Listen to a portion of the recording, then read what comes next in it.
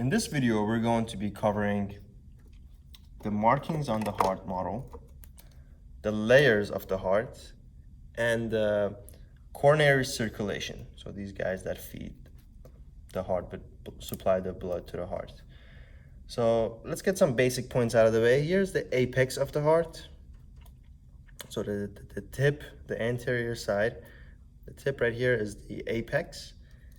And if I turn it to the posterior side, you have the base. So this region over here would be the base. Okay, so base, and then that's over here is the apex.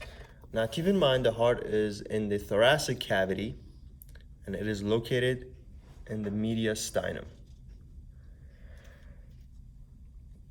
Some markings on the heart. This is the right auricle and here's the left auricle. Now you might be asking, how can I tell if it's the right auricle or if it's the left auricle?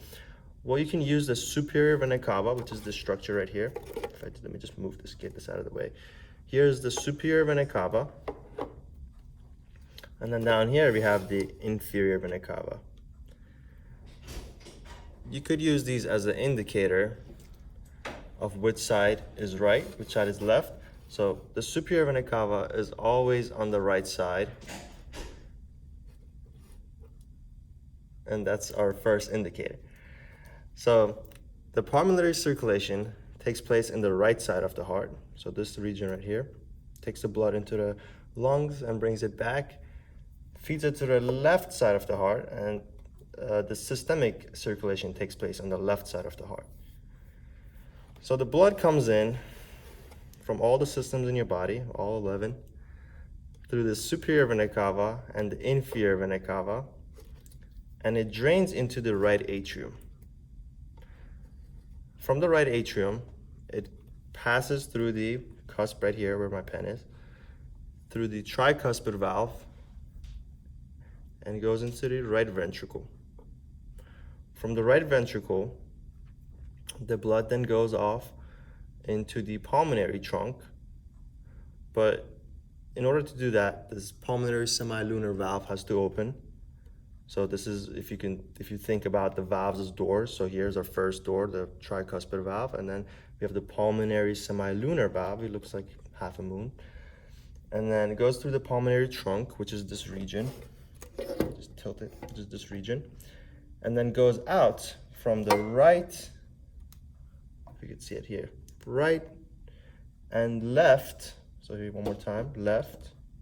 And this is our right because we see the superior, right and left pulmonary arteries, because the arteries take blood away from the heart and the veins bring blood into the heart. Now, the pulmonary arteries take the blood into the lungs, exchange the gases, and bring back the blood into the left atrium. Now from the left atrium, it needs to get into the left ventricle.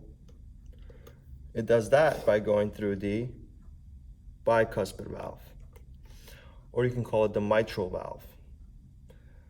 From the left ventricle, the blood then leaves to go to the systems of the body, to the rest of the body, to the tissues, organs, whatever. It does that by going through the fourth door, if you will, which we call the aortic semilunar valve. From the aortic semilunar valve, the blood travels up the ascending aorta, the aortic arch, and then this down here would be the descending aorta. Now on the aortic arch, we have three vessels. We have the brachiocephalic, left common carotid, and the left subclavian. You could use the mnemonic device Broward call it SUCS, so brachiocephalic, left common carotid, left subclavian, so BCS, okay? Now let's get on to the other markings on the heart. Let's get some other markings out of the way. So we have two atrioventricular valves. We have the right atrioventricular valve, and we also have the left atrioventricular valve. We said that we could call the right one the tricuspid valve, the right atrioventricular valve, the tricuspid valve, and the left atrioventricular valve, bicuspid valve, or mitral valve. which is more commonly used in the medical field. So you could think of it as tri before you bi. So tricuspid valve, bicuspid valve. And on each valve, on each of these two valves, you're going to be seeing the cusps, which is this part up here. You can see it right here. You're going to see the cords that are going to be called the chordae tendineae. That's these guys here. You can see one is loose right here, or a few of them are loose. These are the chordae tendineae. And these chordae tendineae are anchored down by the papillary muscles, which are right here. And these guys anchor down the chordae tendineae and sort of pull on it to open and close the valves. You're also going to have the irregular shaped muscles in the ventricles are going to be the pectinate,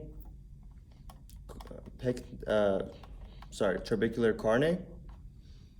We're going to have the region that's going to shape into a cone. It's called the conus arteriosus. So it kind of shapes into a cone and pushes the blood into the pulmonary trunk. We have our two semilunar valves. We already talked about this.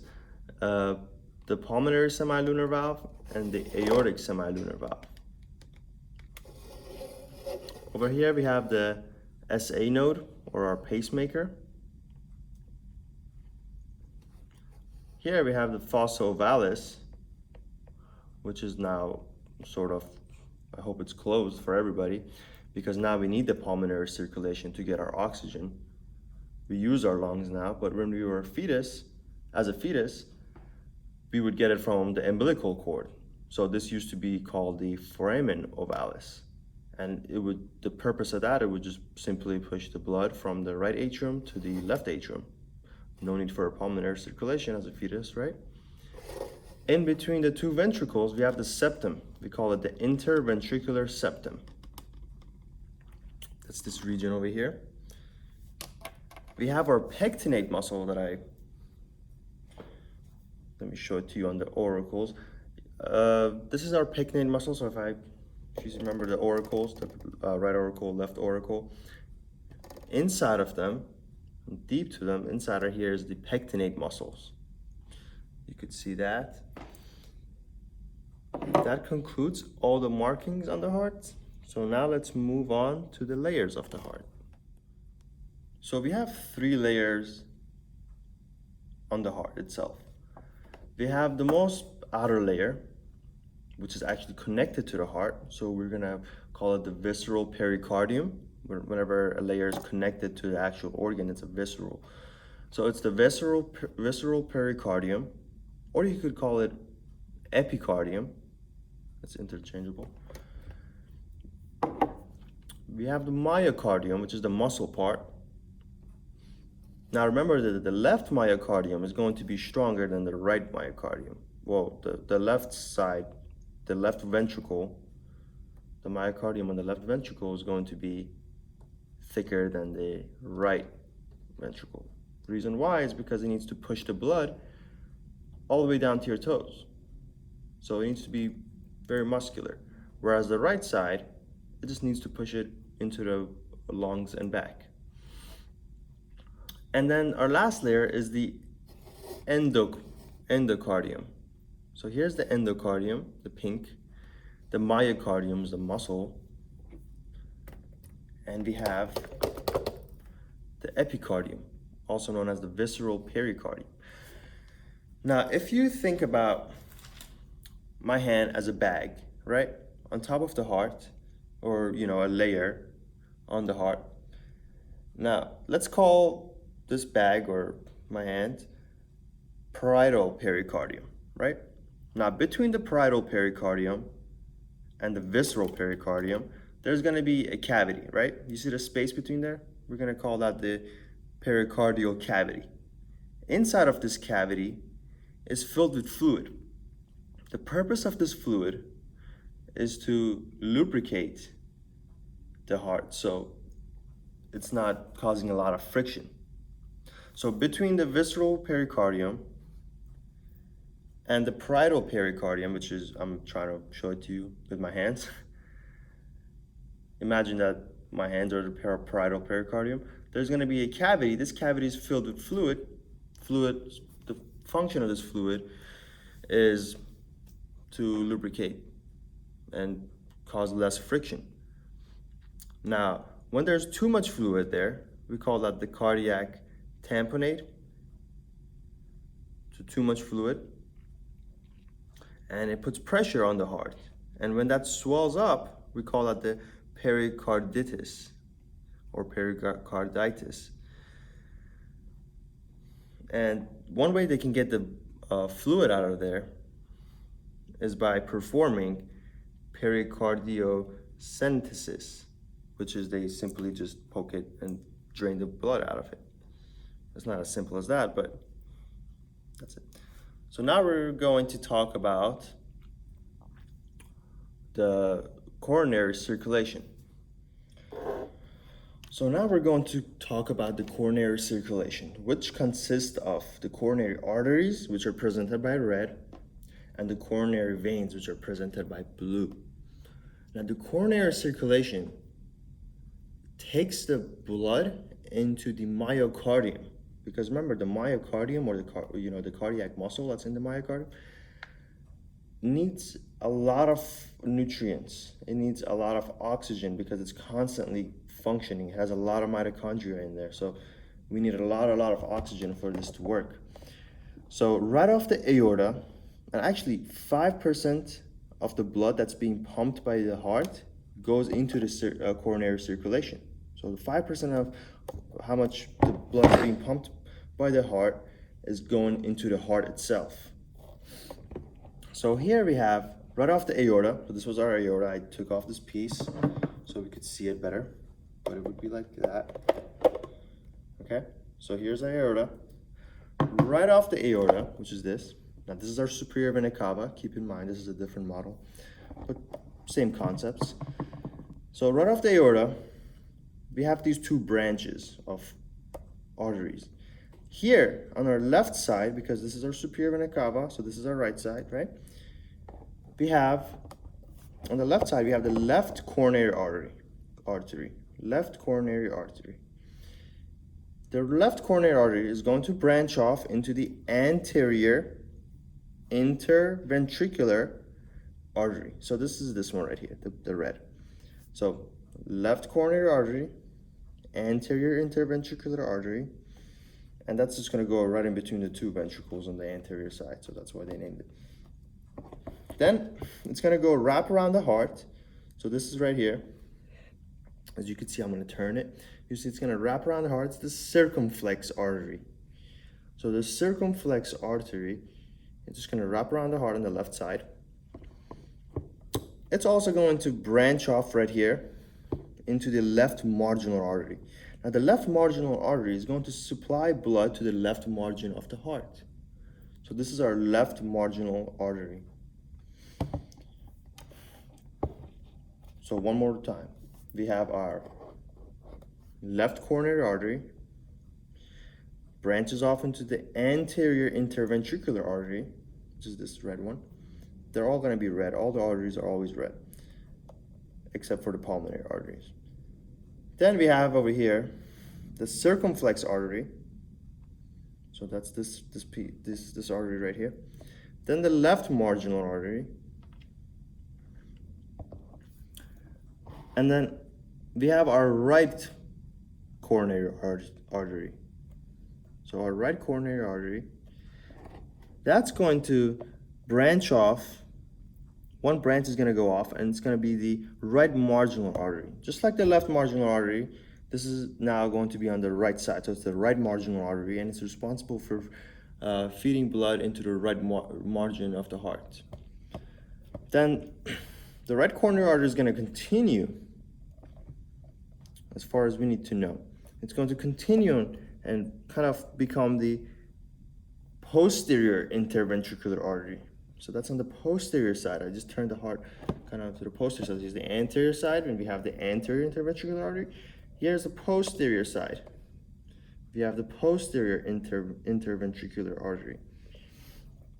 Now remember, every time there's arteries, that supply a region with blood, there needs to be veins to bring the blood back into the heart. So where we have the anterior interventricular artery, we're going to have the great cardiac vein to kind of collect the blood from that region. So great cardiac vein, that's this blue one, that's gonna lead into the coronary sinus. So think about the coronary sinus as a canal where all these little lakes are draining into the coronary sinus, all of these little veins. So great cardiac vein is going to lead into, drain into the coronary sinus. Over here we have the posterior cardiac vein. The posterior cardiac vein is also going to drain into the coronary sinus, as you see. And the coronary sinus is just gonna, this big canal that's gonna drain all the blood into the right atrium for the pulmonary circulation to start all over again. So this is our our coronary sinus. Here we had our posterior cardiac vein. Over here on the posterior side, so this is the posterior cardiac vein, but on the posterior side of the heart, here in the middle, right where the posterior interventricular artery was, the red, we're gonna have the middle cardiac vein that's going to collect the blood from the posterior interventricular artery. So here's the middle cardiac vein. One more time, posterior cardiac vein. If I turn it this way, the anterior side, we have the great cardiac vein. And all these guys pour into the coronary sinus, and the coronary sinus is gonna simply take the blood right into the right atrium. Here's our superior vena cava, right? I mean inferior vena cava. So we have also one more vein that's going to drain into the coronary sinus, and that's our small cardiac vein. You can see it here. It kind of goes and meets up with the coronary sinus at a point. So that would kind of be more on the right side of the heart. So this is back to the anterior side. Now you can see the small cardiac vein that's right here, right? And then you see all these guys that are not meeting up with the coronary sinus. These are going to be our anterior cardiac veins. They just drain the blood right into the right atrium themselves. They don't need the coronary sinus. So these are our anterior cardiac veins. So anterior cardiac veins, one more time, small cardiac vein. Let's turn it. Middle cardiac vein.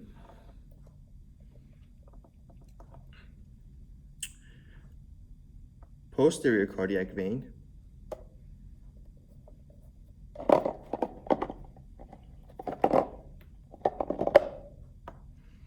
And here we have our great cardiac vein. And all these 1, 2, 3, 4 veins are going to drain right into the coronary sinus. The only veins that are not going to drain into the coronary sinus are going to be our anterior cardiac veins. And they're right here. So that's it for our coronary arteries and coronary veins, which make up the coronary circulation.